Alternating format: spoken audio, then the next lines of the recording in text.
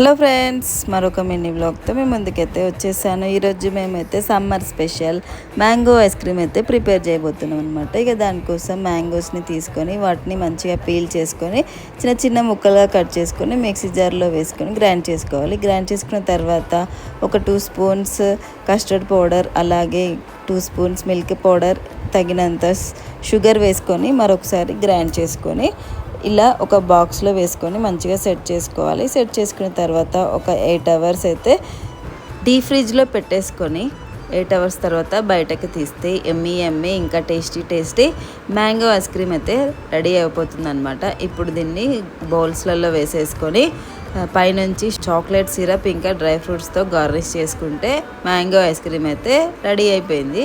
మా లక్కీ బాబుకి అయితే మస్తు నచ్చిందనమాట. వీడియో నచ్చితే లైక్ చేసి అలాగే సబ్స్క్రైబ్ చేసి మీరు కూడా ట్రై చేయండి ఫ్రెండ్స్.